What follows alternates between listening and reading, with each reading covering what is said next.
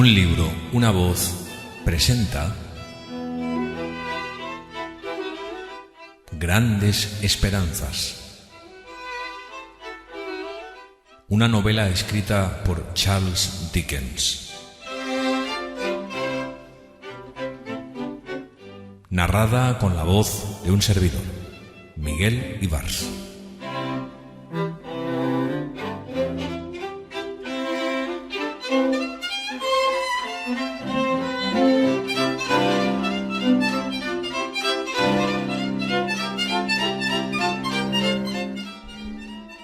Episodio 8.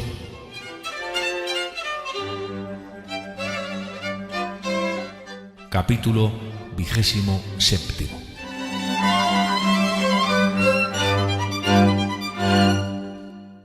Querido Mr. Pip, escribo la presente por encargo de Mr. Gargery para anunciarle que va a Londres en compañía de Mr. Wopsley y le alegraría poder verlo. Piensa hospedarse en la posada Bernard. Llegará allí el martes a las 9 de la mañana y en caso de que usted tuviese inconveniente, le ruego que deje recado. Su pobre hermana, Mrs. Gargery, continúa como cuando usted nos dejó. Todas las noches hablamos de usted en la cocina y nos preguntamos qué estará haciendo. Si esto parece ahora una libertad, perdóneme. Sin más, Mr. Pip se despide de usted, su segura servidora, Biddy. Postdata. Mr. Gargery me pide especialmente que le diga lo mucho que van a divertirse. Dice que ya lo entenderá. No dudo de que tendrá a bien recibirlo, aunque ahora esté hecho un caballero, porque usted siempre ha tenido un buen corazón y él se lo merece. Se lo he leído todo, excepto la última frase, y me ruega especialmente que le repita lo mucho que van a divertirse. Recibí esta carta el lunes por la mañana y por lo tanto Joe llegaría al día siguiente. Permítaseme confesar con qué sentimiento esperé su llegada.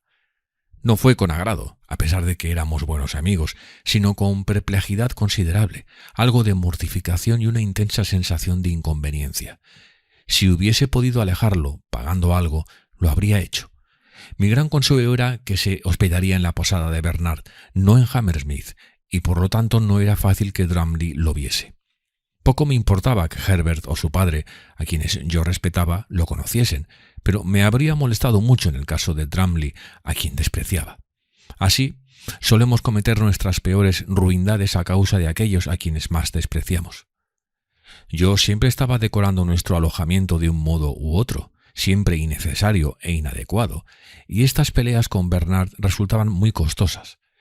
Por aquel entonces nuestra habitación era ya muy distinta de como la había encontrado, y yo tenía el honor de ocupar unas cuantas páginas importantes en los libros de un tapicero vecino. Últimamente había progresado tanto que hasta disponía de un criado con botas de campana, que me tenía sujeto a una especie de esclavitud, pues desde que empezó a trabajar a mi servicio y tan pronto como lo hube vestido, aprovechando lo que la familia de mi lavandera desechaba, con una casaca azul, un chaleco amarillo, una corbata blanca, pantalones de color crema y las botas antedichas, me vio obligado a encontrarle un poco de ocupación y un mucho de qué comer, necesidades ambas con las que me amargaba la existencia. A esta especie de pequeño fantasma vengador le ordené que el martes, a las 8 de la mañana, estuviese de servicio en el recibidor, que tenía 2 metros cuadrados según constaba en la factura del esterero, mientras Herbert encargaba para el almuerzo ciertas cosas que en su opinión serían muy del agrado de Joe. Yo le agradecí el interés que demostraba para conmigo, pero al mismo tiempo sentí cierto rencor porque sospechaba que si Joe hubiese venido a verlo a él, no se habría mostrado tan solícito. El lunes por la mañana fui a la ciudad para recibir a mi cuñado, y a la mañana siguiente me levanté temprano y procuré que el comedor y la mesa tuvieran el mejor aspecto posible. Oí pasos en la escalera y advertí que eran de Joe, por la manera desgarbada y ruidosa de subir por los peldaños. Sus zapatos de día festivo siempre eran excesivamente grandes para sus pies. Cuando por fin se detuvo delante de nuestra puerta, oí que iba siguiendo con un dedo el perfil de las letras que indicaban mi nombre y luego su respiración por el agujero de la cerradura. Finalmente dio un golpecito y Pepper, tal era el nombre del criado, anunció a Mr. Gargery. Creí que nunca terminaría de restregar las suelas de sus zapatos en la esterilla, pero al fin entró. ¿Cómo estás, Joe? ¿Y tú, Pip? ¿Cómo estás? Con el rostro radiante de hombre honrado me cogió ambas manos y empezó a moverlas hacia arriba y hacia abajo como si yo hubiese sido una bomba aspiradora. Celebro mucho verte, Joe. Dame tu sombrero. Pero él, tomándolo cautelosamente con ambas manos, como si fuese un nido de pájaros con huevos dentro, no quiso ni oír hablar de separarse de él, y continuó de pie, conversando por encima de su sombrero de una manera muy incómoda. —¿Cómo has crecido? —exclamó—. —¿Y qué distinguido te has vuelto? Estás hecho todo un señor. Reflexionó por un instante y añadió: —¡Qué honra de veras a su rey y a su patria! Y tú, Joe, tienes muy buen aspecto. Se te ve muy saludable. —Gracias a Dios, siempre me encuentro bien.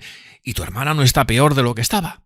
Biddy muy alegre y servicial, y los amigos sin novedad, excepto Wopsley, que ha ido un poco a menos. Mientras hablábamos, Joe, con las manos todavía ocupadas en cuidar su nido de pájaros, miraba todo cuanto lo rodeaba, poniendo especial atención en mi bata floreada. —¿De modo que Wopsley ha ido a menos? —dije. —Sí —contestó Joe, bajando la voz—. Ha dejado la iglesia y se ha hecho actor. Por esta razón ha venido a Londres conmigo. Y su deseo es —explicó al tiempo que se ponía el nido debajo del brazo derecho y empezaba a hurgar en él con la mano izquierda como si estuviese buscando un huevo—, si no te molesta, que te dé esto. Tomé lo que me ofrecía. Era un programa arrugado de un teatro de Londres en el que se anunciaba para aquella misma semana el debut del célebre aficionado provinciano cuya actuación en la sublime tragedia de nuestro poeta nacional tanta sensación causó en los círculos dramáticos de la localidad. —¿Has asistido a esta representación, Joe? —le pregunté. —Sí —respondió con énfasis y solemnidad—. ¿Fue un gran éxito? —Sí. Es decir, hubo una lluvia de pieles de naranja, sobre todo cuando apareció el fantasma. Y dejando de tutearme con gran respeto, agregó: aunque dígame, señor, si es una cosa para animar a un hombre en su trabajo que el público se la pase diciendo amén cada vez que él se callaba y empezaba a hablar el fantasma. Un hombre puede haber sufrido un contratiempo y haber pertenecido a la iglesia, dijo con tono sentimental, pero eso no es un motivo para que se lo fastidie en semejante ocasión. Y lo que yo digo, señor, si el fantasma del padre de uno no tiene derecho a reclamar su atención, ¿quién lo tiene? Sobre todo cuando el sombrero de luto le viene tan pequeño que, por más que se esfuerce en evitarlo, el peso de las plumas hace que se le caiga. En ese momento, la expresión de Joe, semejante a la de quien acaba de ver una aparición, me anunció que Herbert había entrado en la estancia. Los presenté. Herbert le tendió la mano, pero Joe dio un paso atrás sin soltar su nido y dijo: —Servidor de usted, señor. Deseo a usted y a Pip. Hizo una pausa y se quedó contemplando al criado, que estaba poniendo unas tostadas sobre la mesa, como si se figurase que el muchacho formaba parte de la familia, y al fruncir yo las cejas no hice más que aumentar su confusión. —Quiero decir, ustedes dos, señores, deseo que gocen de buena salud en este lugar tan bonito, porque esta debe de ser una buena posada, según se opina en Londres.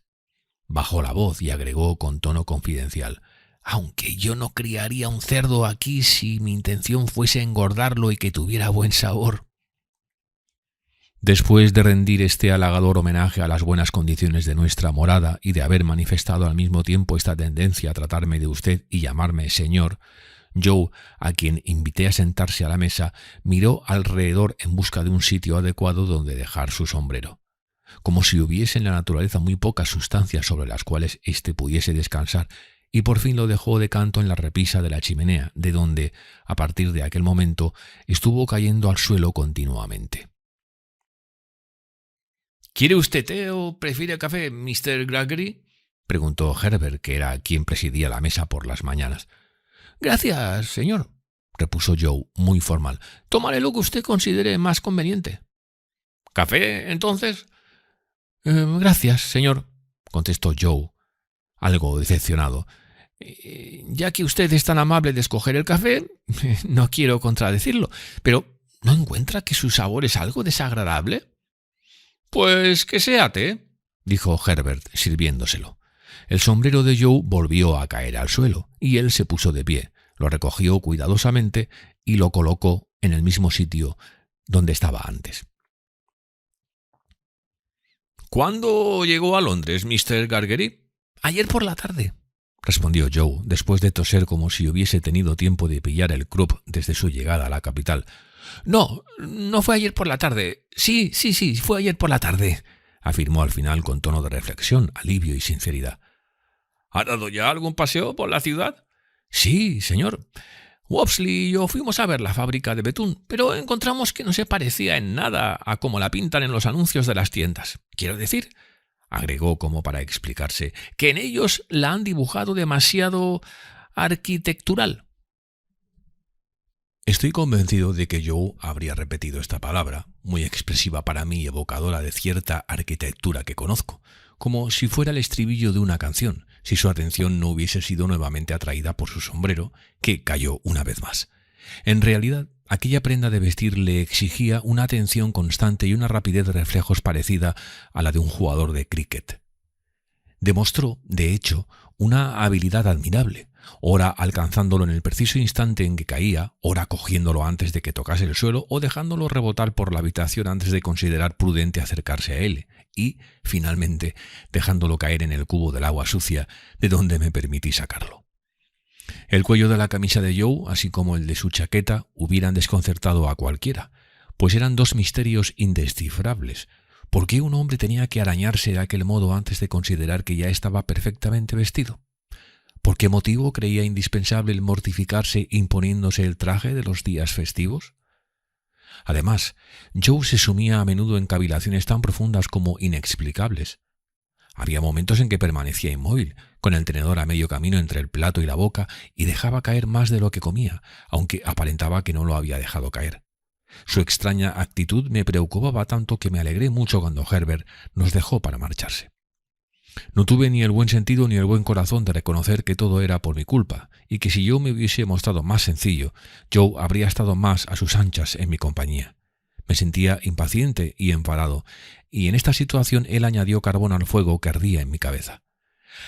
«Ahora que estamos solos, señor», empezó. «Joe», lo interrumpí bruscamente. «¿Por qué me llamas, señor?». Me dirigió una mirada triste que me pareció de reproche y prosiguió. «Ahora que estamos solos y como no pienso ni puedo quedarme mucho más rato, he de terminar o empezar explicando el motivo que me ha permitido tener el honor de esta visita, pues, a no ser porque deseaba ser útil, no habría tenido la satisfacción de comer en casa de unos caballeros». Eran tan pocas las ganas que yo tenía de ver de nuevo aquella mirada que no puse ninguna objeción a lo que decía. «Bien, señor, lo que ocurrió es lo siguiente. La otra noche estaba yo en Los Tres Barqueros, Pip».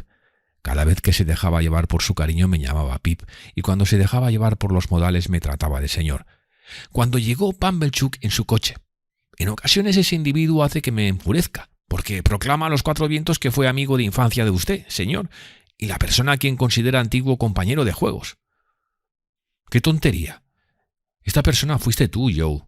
«Así lo creo, Pip, pero eso ahora poco importa, señor. Bueno, Pip, el caso es que este sujeto, que siempre ha sido un fanfarrón, me encontró en Los Tres Barqueros, donde un trabajador puede descansar fumándose una pipa y bebiendo una jarra de cerveza, y me dijo: «Joe, Miss Havisham desea hablarte».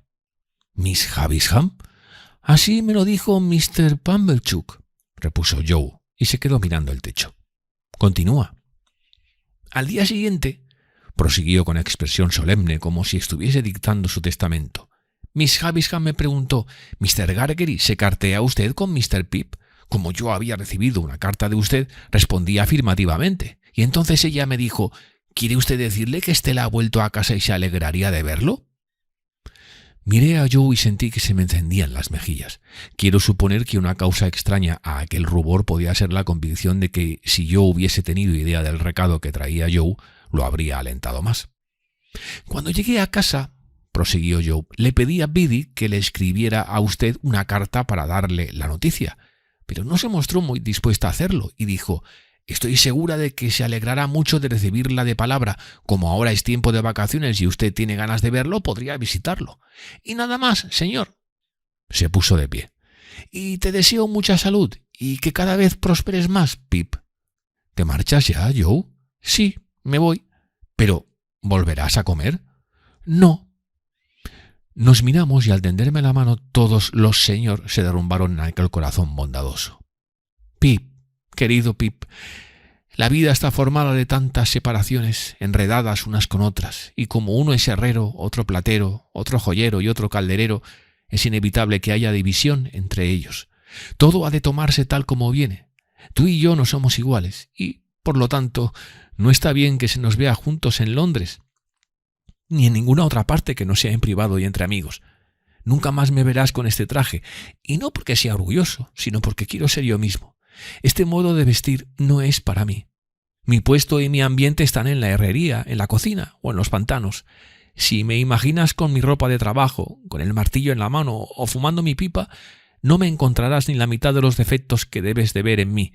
No me encontrarás ni la mitad de los defectos, sí, suponiendo que alguna vez deseas verme, metes la cabeza por la ventana de la herrería y ves a Joe, el herrero, junto al viejo yunque, con el mandil chamuscado, entregado al trabajo de siempre. Yo soy muy ignorante, pero creo que al menos he llegado a comprender esto. Y ahora, que Dios te bendiga, querido Pip, amigo mío. Que Dios te bendiga. No me equivocaba al pensar que en Joe había una sencilla dignidad. Su modo de vestir no le estorbaba más cuando pronunciaba estas palabras de lo que le habría estorbado para ir al cielo. Me tocó la frente, con dulzura, y se fue. En cuanto logré reponerme lo suficiente, me apresuré a ir tras él y lo busqué por las calles vecinas, pero ya había desaparecido. Capítulo 28. Era natural que yo fuese a nuestro pueblo al día siguiente y, llevado por el arrepentimiento, también me pareció natural alojarme en casa de Joe. Pero después de haber comprado el pasaje para la diligencia y haber ido a casa de Mr. Pocket y regresado de allí, lo último no me pareció tan claro, y empecé a forjarme razones y excusas para hospedarme en el Jabalí Azul. Mi presencia en casa de Joe perturbaría a todos, pues no me esperaban y no tendrían la cama dispuesta. Estaría demasiado lejos de la mansión de Miss Havisham, a quien tal vez no le gustase, pues era mujer exigente. Todos los demás estafadores del mundo no son nada en comparación con los que quieren engañarse a sí mismos, y eso fue lo que hice con aquellas excusas. Verdaderamente es algo curioso que yo tomase inocentemente una media corona falsa. Fabricada por otro no habría tenido nada de particular, pero aquella era yo quien la había fabricado. Un desconocido servicial, bajo pretexto de doblar mis billetes de banco para mayor seguridad, sustrae los billetes y me da unas cáscaras de nuez. ¿Qué tiene que ver su prestidigitación comparada con la mía cuando envuelvo mis propias cáscaras de nuez y me las hago pasar por billetes de banco? Tras decidir que me alojaría en el Jabalí Azul, dudaba si llevar conmigo al criado o no hacerlo. Era tentador imaginarse a aquel costoso mercenario luciendo sus botas bajo la arcada del patio del Jabalí Azul. Era casi solemne imaginarlo exhibiéndose, como por casualidad, en la tienda del sastre y confundiendo los irrespetuosos sentidos del aprendiz de Trapp. Por otra parte, el aprendiz de Trapp podía contarle cosas, o bien, atrevido y descarado como me constaba que era, podía muy bien vapulearlo en medio de la calle principal. Mi protectora, además, podría enterarse de su existencia y parecerle mal. En resumidas cuentas, resolví dejar el criado en Londres. La diligencia saldría a las 2 de la tarde, y como ya estábamos en invierno no llegaría a mi destino hasta 1 o 2 horas después de oscurecer. Llegué a Croxkiss con un cuarto de hora de antelación, atendido por mi criado, si es que puedo aplicar esta expresión a quien nunca atendía, por poco que pudiese evitarlo. En aquel tiempo era costumbre llevar a los convictos a la prisión utilizando la diligencia, como a menudo había oído hablar de que ocupaban los asientos exteriores, y más de una vez había visto pasar a algunos balanceando sus piernas cargadas de grilletes sobre el techo del carruaje. No me mostré extrañado cuando Herbert me anunció que 2 presidiarios viajarían conmigo. Sin embargo, tenía una razón, que venía de antiguo, para turbarme cada vez que oía la palabra presidiario. «¿No te importará, Handel?», preguntó Herbert. «Oh, no. Me ha parecido que no te hacía mucha gracia». «No pretendo fingir que me guste su compañía, pero por lo demás me da lo mismo». «Mira, ahí vienen», exclamó Herbert. «Salen de la taberna. ¡Qué espectáculo tan vil y denigrante!». Los 2 convictos y su guardián salían limpiándose los labios con el revés de la mano. Aquellos iban esposados uno con otro y llevaban grilletes de un modelo que yo conocía tan bien como el uniforme que vestían. El guardián llevaba un par de pistolas en el cinto y un nudoso garrote debajo del brazo, pero parecía estar en buenas relaciones con ellos, y se quedó a su lado, contemplando cómo enganchaban los caballos, con el mismo aire que habría adoptado si los presidiarios hubiesen sido una interesante exposición todavía no inaugurada y él el conservador de la misma. Uno de los hombres era más alto y corpulento que el otro y parecía que, de acuerdo con los misteriosos hábitos del mundo, tanto de los presidiarios como de los hombres libres, le hubiesen asignado el traje más pequeño que hallaron. Sus brazos y piernas parecían grandes almohadillas y su vestimenta resultaba un disfraz estrafalario, pero reconocí al instante su ojo medio cerrado. Aquel era el hombre que me había apuntado con su fusil invisible. Era evidente que no me había reconocido. Me observó detenidamente, evaluando la cadena de mi reloj. Luego escupió y dijo algo a su compañero. Ambos rieron, se volvieron, haciendo tintinear las manillas que los unían, y dirigieron la mirada a otra parte. Los grandes números que llevaban en sus espaldas, como si fueran las puertas de una casa, su aspecto rudo, desgarbado y sarnoso, como si fuesen animales inferiores, sus piernas cargadas de hierros disimulados con pañuelos de bolsillo, y el hecho de que todo el mundo los mirase con repulsión y se apartase de ellos, los convertía, como había dicho Herbert, en un espectáculo de lo más desagradable y denigrante. Pero eso no fue lo peor. Resultó que toda la parte posterior de la diligencia había sido ocupada por una familia, de modo que no había sitio para los convictos salvo en el banco de delante, detrás del cochero. En vista de esto, un viajero de mal talante, que había tomado 4 asientos en este banco, en un arrebato de cólera, dijo que hacerle ir con tan ruin compañía era un quebrantamiento de contrato, además de oprobioso, perjudicial, deshonroso y no sé cuántas cosas más. Mientras tanto, la diligencia estaba dispuesta y el cochero impaciente. Todos nos disponíamos a subir cuando se acercaron los presos, que despedían aquel singular olor a pan mohoso, bayeta y hollín típico de los presidiarios. Gruñó el convicto a quien yo había reconocido. «Yo no tengo ninguna gana de ir. Con mucho gusto me quedaría. Por mí, cualquiera puede ocupar mi lugar». «O el mío», dijo bruscamente el otro. «Le aseguro que si por mí fuese, ustedes». Luego ambos se echaron a reír, a cascar nueces con los dientes y a escupir las cáscaras. Y, en realidad, creo que a mí me habría gustado hacer lo mismo si me hubiese visto en su lugar y despreciado de aquel modo. Por fin se decidió que no había remedio para el pasajero que protestaba y que éste debía de ir con la compañía que le había tocado en suerte o quedarse. Así, pues, ocupó su lugar, todavía refunfuñando, mientras el guardián se sentaba a su lado y los presidiarios se ubicaban como mejor podían. El que yo había reconocido tomó asiento detrás de mí, y yo sentí el aliento de su respiración en mi cabeza. «¡Adiós, Handel!», exclamó Herbert cuando la diligencia se puso en marcha, y yo pensé que era una suerte que hubiese hallado un nombre para sustituir el mío de Pip. Los resoplidos del presidiario hacían que me sintiese como si un ácido recorriera mi columna vertebral y me daba de entera. Aquel sujeto parecía entretenerse respirando más fuerte que los demás. Hacía un tiempo muy desapacible y los dos convictos maldecían el frío. Pronto todos nos acurrucamos y al dejar atrás la posada de Welling íbamos dando cabezadas, con continuos escalofríos y en silencio. Me quedé dormido mientras procuraba decidir si tenía o no que devolver las 2 libras esterlinas a aquel desgraciado antes de perderlo de vista, y la mejor forma de hacerlo. De pronto el coche dio una sacudida hacia adelante y desperté asustado. Reanudé enseguida mis cavilaciones. Pero debía de haber dormido más tiempo del que me figuraba, pues aunque no sabía dónde nos encontrábamos, a pesar de la tenue luz de los faroles del coche, adiviné que atravesábamos la región de los pantanos por el aire húmedo y frío que nos azotaba el rostro. Inclinados hacia adelante para guarecerse del viento gélido, los convictos estaban más cerca de mí que antes. Las primeras palabras que les oí pronunciar fueron precisamente las que estaban atormentando mis pensamientos. 2 billetes de 1 libra. «¿Y cómo es que los tenía en su poder?», preguntó el recluso a quien yo nunca había visto. «No lo sé», contestó el otro. «Debía de tenerlos escondidos en alguna parte. Supongo que debió de dárselo a alguno de mis amigos». «¡Ah! Si ahora los tuviera yo aquí», exclamó el primero, y a continuación maldijo el frío. «¿Los billetes o los amigos?» «Los billetes. Por uno solo no dudaría en vender a todos los amigos que tengo en el mundo, y estoy seguro de que saldría ganando. de modo que él dijo, prosiguió el presidiario que yo había reconocido. ¿De manera que van a poner en libertad?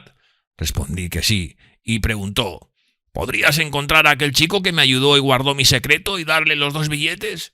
Le dije que lo haría, y lo hice. «Fuiste un tonto», replicó el otro. «Yo me los habría gastado en comida y bebida. Seguramente era un novato. ¿Dices que no te conocía?»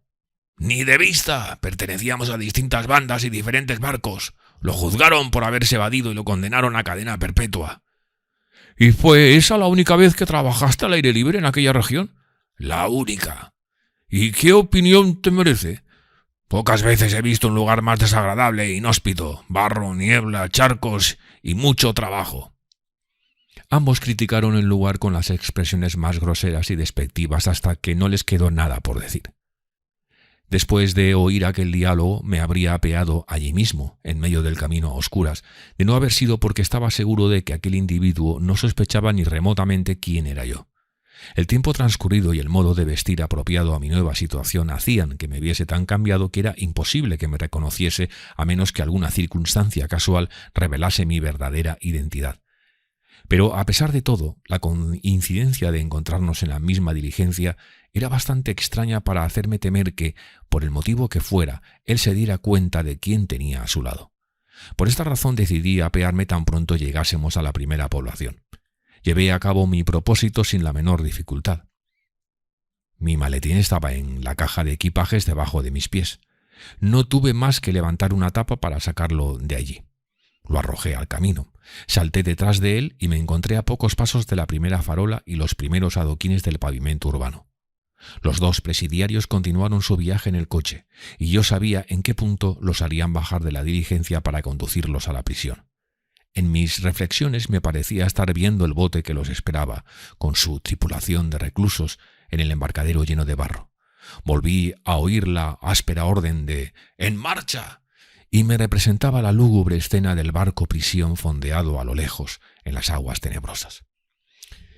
No habría podido decir que temía, porque mi miedo era una aprensión vaga e indefinida, pero me sentía dominado por un gran recelo y mientras me dirigía hacia la posada iba temblando.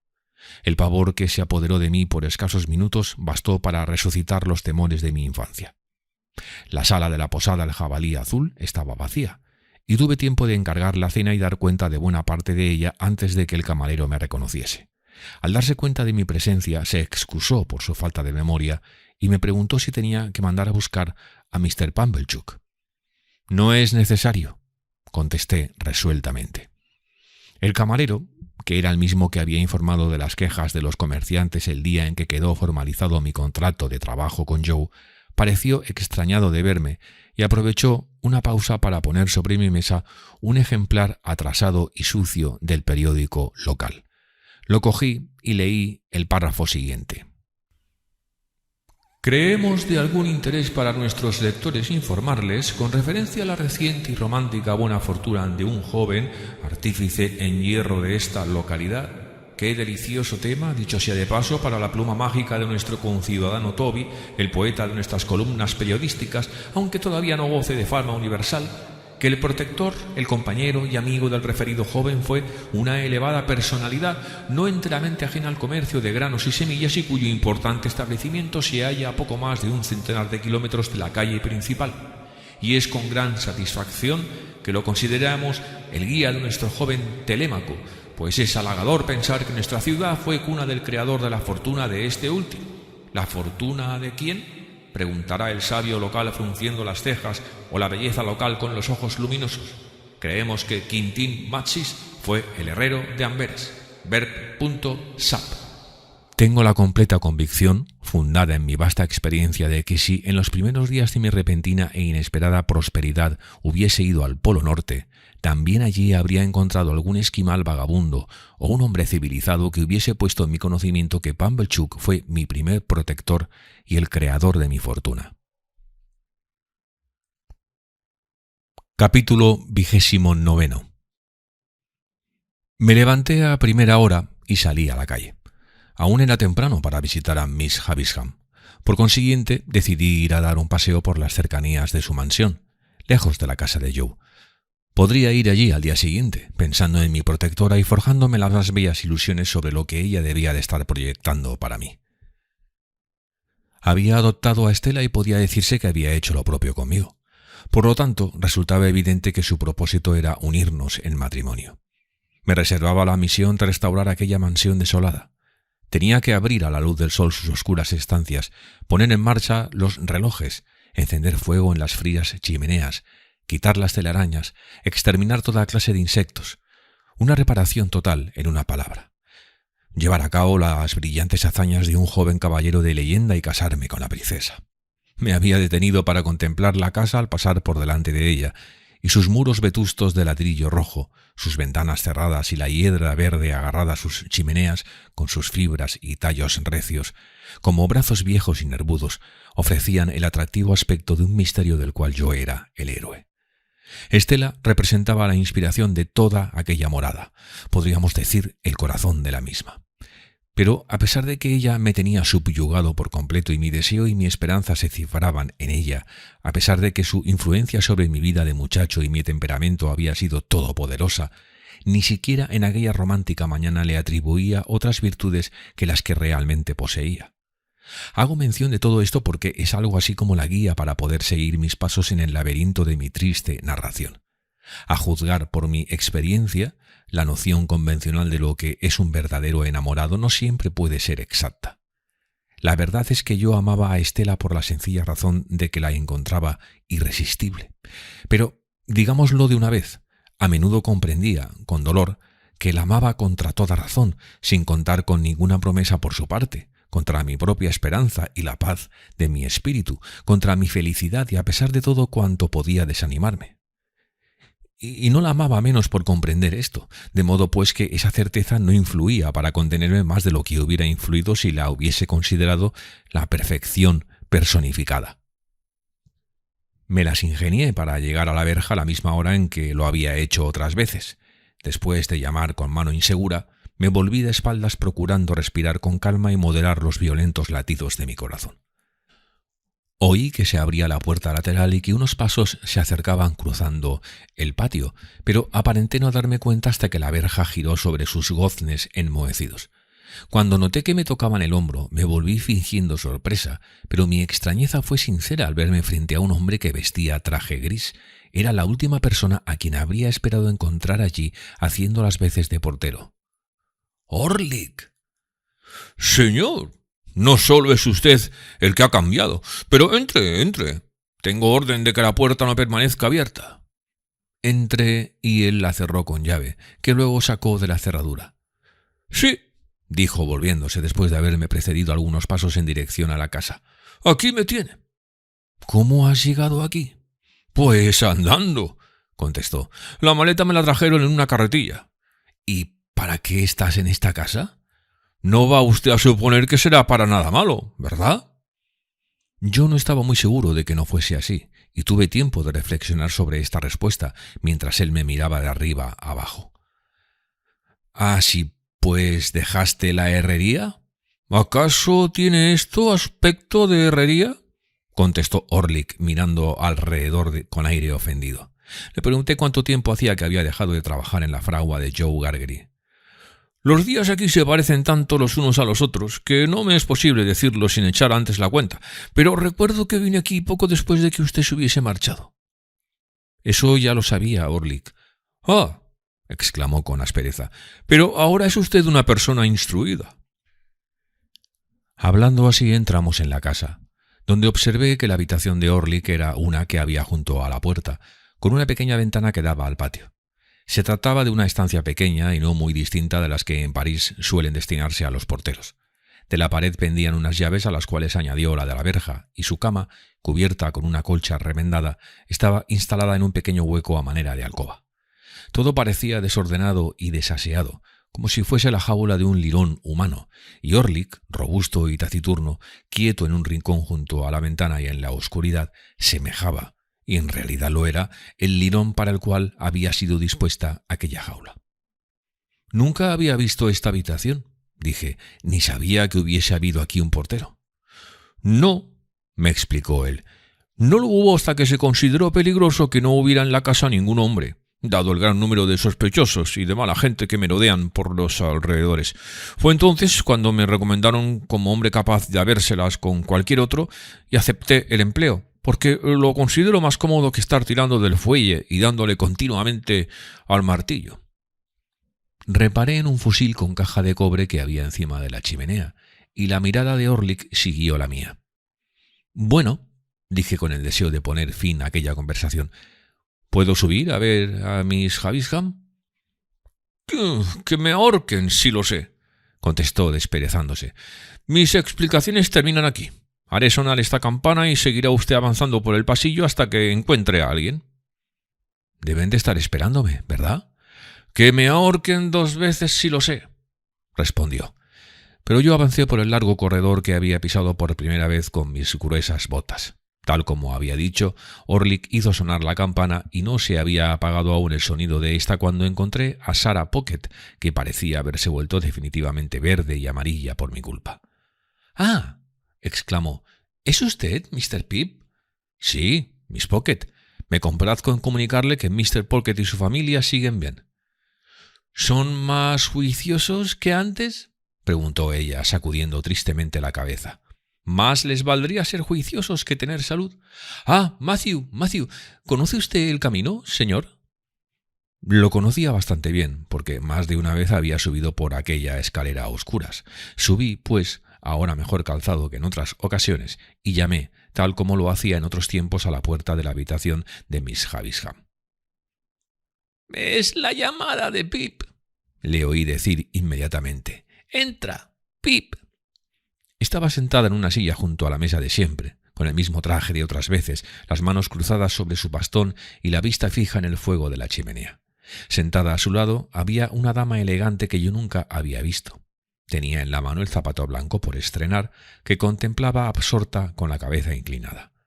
«Entra, Pip», repitió Miss Havisham sin volverse ni levantar la cabeza. «¿Cómo estás, Pip? Me besas la mano como si fuese una reina, ¿eh? Está bien». Me miró, levantando apenas los ojos, y, con tono a la vez malhumorado y festivo, preguntó: «¿Qué hay?» «Me dijeron», expliqué con cierta turbación, «que deseaba usted que viniese a verla, y he venido enseguida, Miss Havisham». «¿Y qué?» La dama, a quien yo nunca había visto, alzó los ojos y me miró con picardía, y entonces caí en la cuenta de que aquellos ojos eran los de Estela. Pero estaba tan cambiada, había ganado tanto en belleza, se había hecho tan mujer en todos aquellos aspectos que causaban admiración, tales y tantos eran los progresos que se advertían en su esbelta persona, que parecía que yo no hubiera hecho ninguno. Al contemplarla, se me antojó que yo volvía a ser el muchacho vulgar de otros tiempos. ¡Oh! Qué lejano y distinto de ella me sentí, y cuán inaccesible me pareció aquella joven. Me tendió la mano, y pronuncié con emoción algunas palabras para expresar la satisfacción que me causaba volver a verla y el tiempo que hacía que lo deseaba. «¿La encuentras muy cambiada, Pip?», preguntó Miss Havisham con tono anhelante mientras golpeaba con el bastón una silla que había entre las dos, indicando así que me sentara en ella. Al entrar, Miss Havisham, ni sus facciones ni su cuerpo me han parecido los de Estela, pero ahora todo va revelándose de manera tan curiosa, todo me recuerda tanto a la... «Supongo que no vas a decir a la Estela de antes», me interrumpió Miss Havisham. «Era orgullosa e insolente, y tú quisiste huir de ella. ¿No lo recuerdas?» Confuso, respondí que había pasado mucho tiempo de aquello y que entonces yo era muy ignorante, y alguna otra cosa por el estilo. Estela sonrió con expresión amable y dijo que no cabía duda que yo me había comportado muy juiciosamente, en tanto que ella había observado una conducta censurable. «¿Lo encuentras cambiado?», preguntó Miss Havisham a Estela.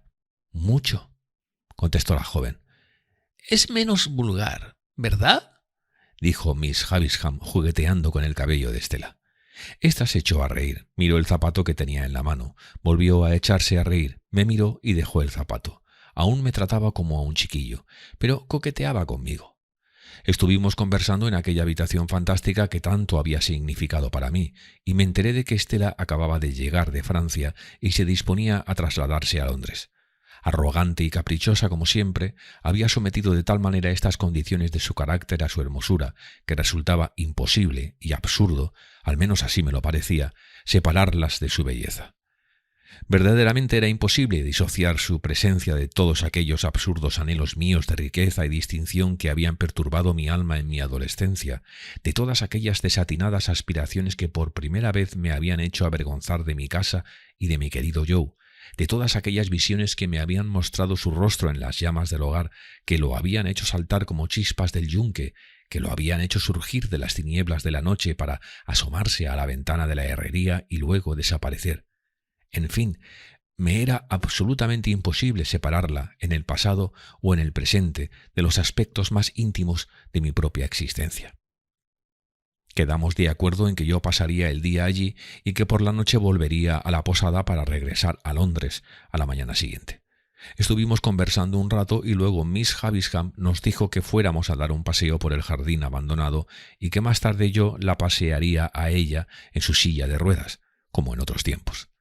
Salimos, pues, Estela y yo al jardín por la puerta que en otra ocasión me había llevado al encuentro con el pálido joven que más tarde resultó ser mi actual amigo Herbert.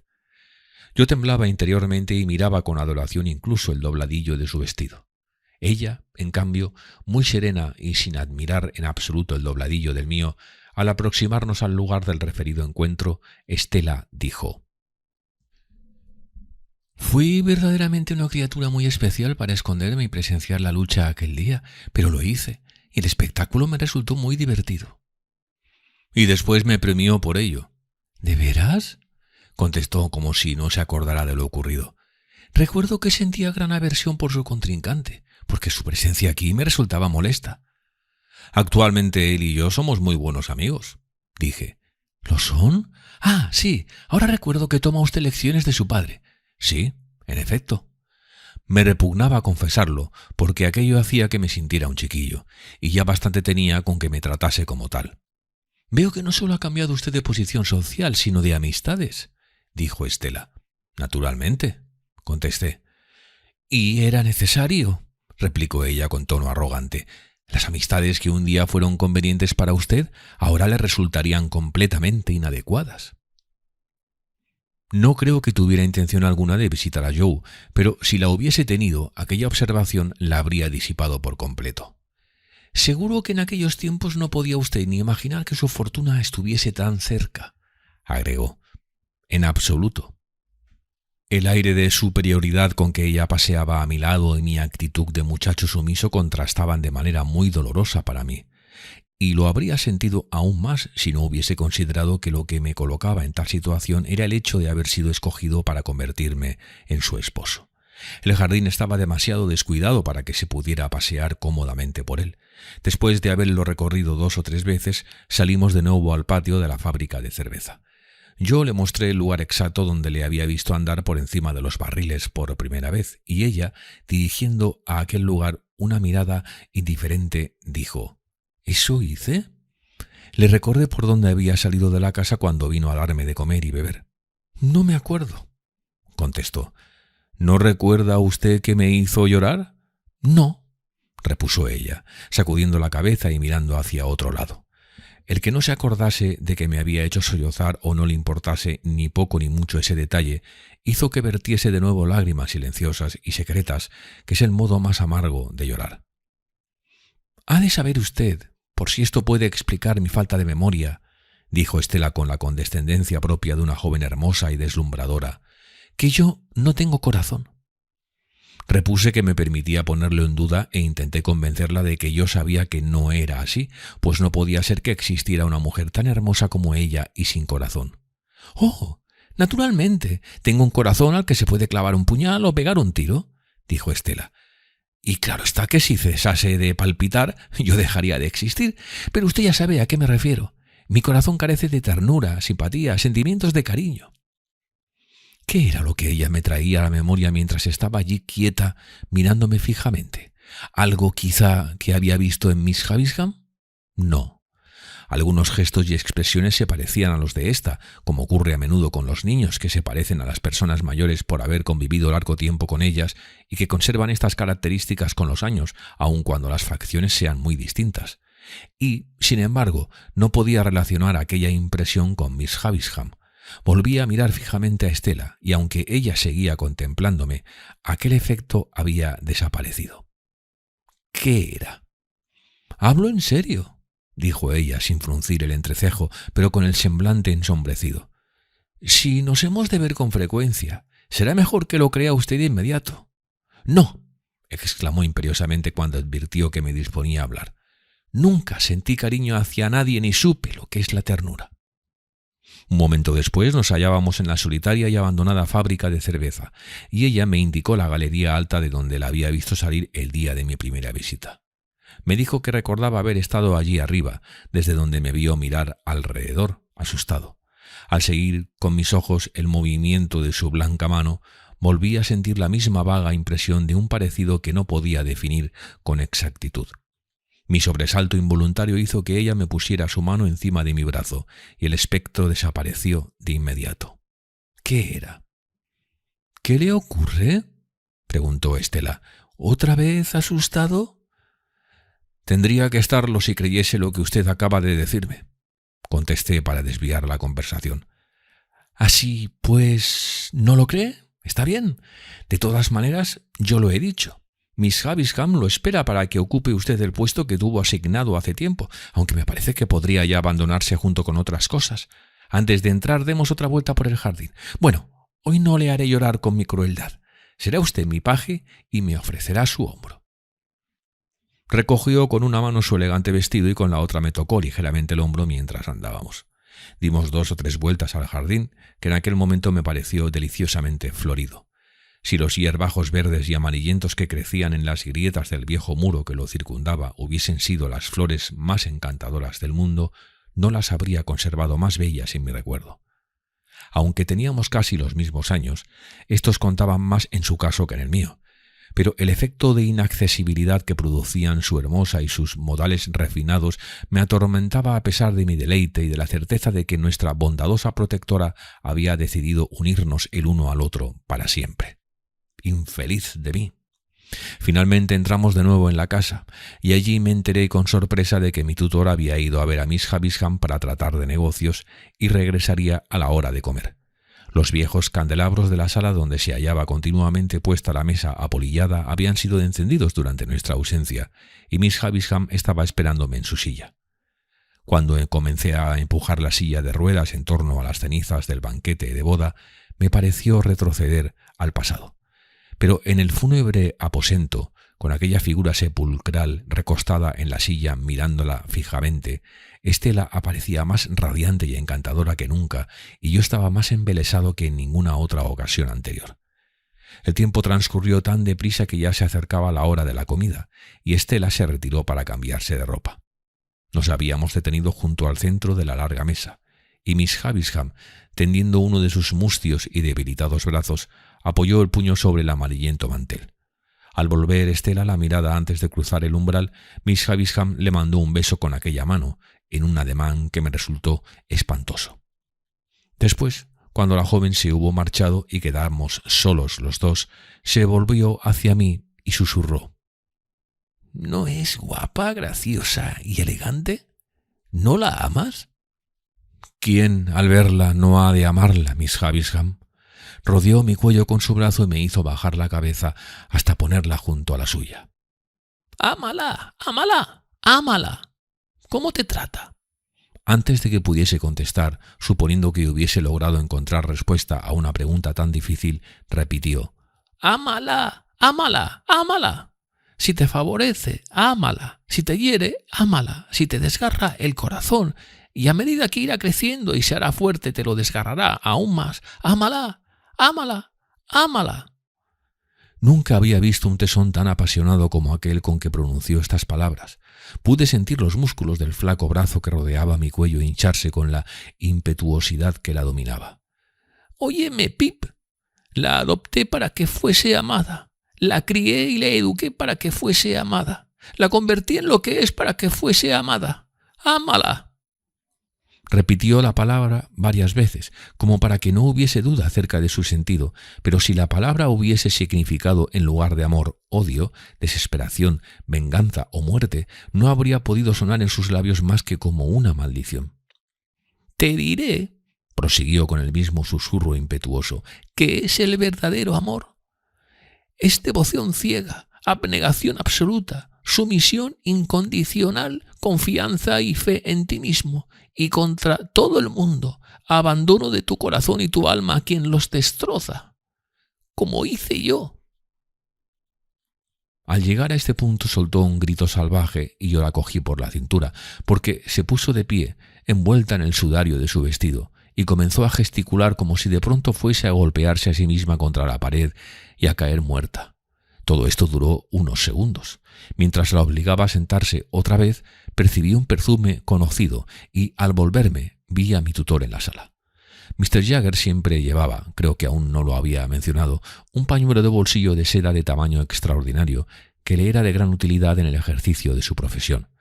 En ocasiones lo vi aterrorizar con él a un cliente o a un testigo, desdoblando aparatosamente aquel trozo de tela como si fuera a sonarse y deteniéndose luego, como si supiese que no tendría tiempo de hacerlo antes de que dicho cliente o testigo confesaran llanamente, y así conseguía, del modo más natural, que quien estaba ante él confesase. Cuando lo vi en aquella sala, sostenía este expresivo pañuelo con las manos y estaba contemplándonos. Nuestras miradas se cruzaron y, tras una pausa, dijo con toda claridad: «¿De veras? Es extraño». Y luego se llevó el pañuelo a la nariz. Miss Havisham lo había visto al mismo tiempo que yo y, como todo el mundo, se asustó. Hizo un gran esfuerzo por serenarse y, tartamudeando, dijo que Mr. Jaggers había sido tan puntual como siempre. «¿Puntual como siempre?», repitió él, acercándose a nosotros. «¿Cómo está usted, Pip? ¿Le doy un paseíto, Miss Havisham? ¿Desde cuándo está usted aquí, Pip?». Le dije cuándo había llegado y cómo Miss Havisham había deseado que la visitase para que de ese modo viera a Estela. «¡Ah! Una joven preciosa», exclamó él.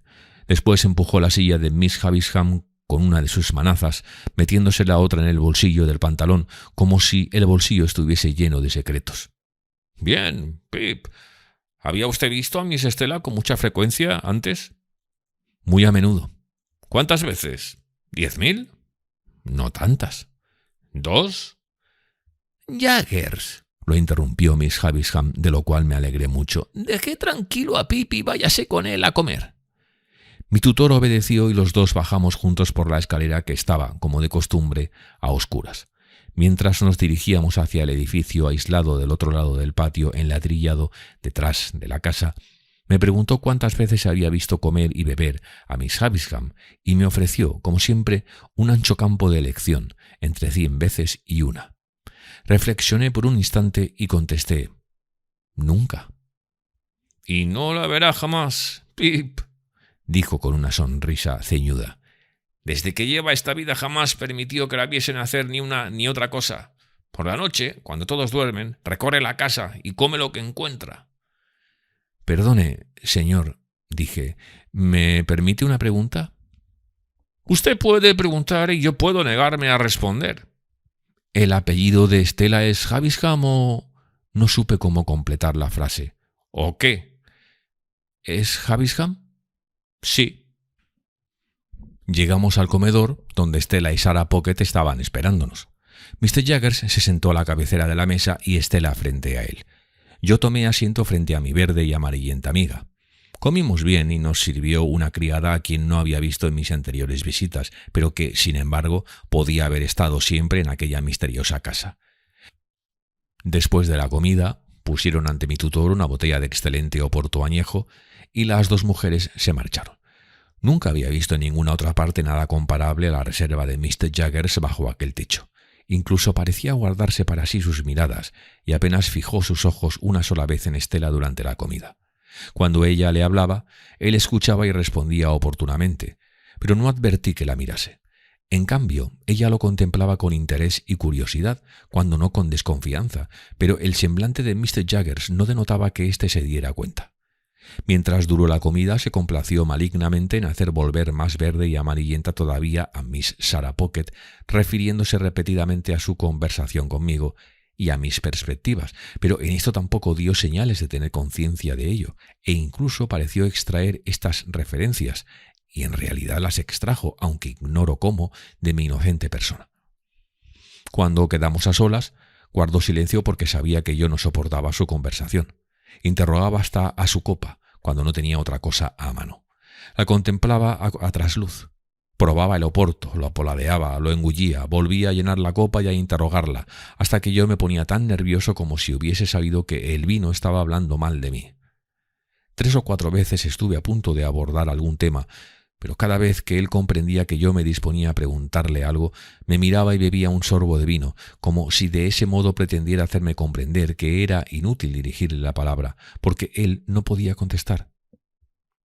Supongo que Miss Pocket se daba cuenta de que mi sola presencia la exasperaba hasta tal punto que corría el riesgo de volverse loca o, por lo menos, de quitarse con furia la cofia, que era, por cierto, horrible, una especie de estropajo de muselina, y esparcir por el suelo su cabello, que indudablemente nunca había pertenecido a su cabeza. No se presentó cuando más tarde subimos a la habitación de Miss Havisham y los 4 nos pusimos a jugar al whist. En el intervalo, Miss Havisham, impulsada por su fantasía, había adornado el peinado, los brazos y el pecho de Estela con algunas de sus más preciosas joyas. Advertí que incluso mi tutor estaba contemplando a la muchacha por debajo de las tupidas cejas, que enarcó un poco al ver aquella belleza realzada por vivísimos destellos de luz y color. De cómo se las compuso para ganarnos con naipes que no eran de triunfo y ante los cuales la gloria de nuestros reyes o reinas se veía absolutamente confundida, es cosa de la que me resisto a hablar, como tampoco quiero referirme a la impresión que tenía yo de que nos considerara 3 pobres enigmas transparentes que desde hacía tiempo tenía descifrados. Lo que me hacía sufrir era la incompatibilidad entre su fría presencia y mis sentimientos de afecto para con Estela. No me torturaba saber que nunca podría soportar que le hablase de ella, o ver que hacía crujir las botas para que la joven lo oyese, o porque se lavaba las manos por ella, sino el hecho de que mi admiración tuviera que manifestarse a 2 pasos de donde él estaba, o que mis sentimientos tuviesen que compartir su compañía. Jugamos hasta las 9, y entonces quedó convenido que cuando Estela fuese a Londres se me avisaría el día de su llegada para que fuera a recibirla a la estación de la diligencia. Luego me despedí de ella, le tendí la mano y me marché. Mi tutor se hospedaba en el Jabalí Azul, en una habitación contigua a la mía. Hasta muy avanzada la noche me pareció que resonaban en mis oídos las palabras de Miss Havisham. «¡Ámala! ¡Ámala! ¡Ámala!». Las adapté, pues, a mis sentimientos, y al apoyar la cabeza en la almohada me dije «La amo, la amo, la amo», más de 100 veces. Después de lo cual me sentí agradecido para conmigo mismo al pensar que ella estaba destinada a mí, el herrero, el aprendiz de herrero. Luego pensé que, si como yo temía, Estela no se sentía agradecida por aquel destino, ¿cuándo iba a empezar a interesarse por mí? ¿Cuándo conseguiría yo despertar su corazón dormido? Pobre de mí. Me figuré que aquellas eran grandes y muy elevadas emociones, pero nunca pensé que hubiese ruindad e ingratitud en el hecho de haberme alejado de Joe a consecuencia del desprecio que Estela sin duda sentiría hacia él. Solo había transcurrido un día desde que Joe hizo asomar las lágrimas a mis ojos, lágrimas que se secaron pronto. Dios me perdone, muy pronto.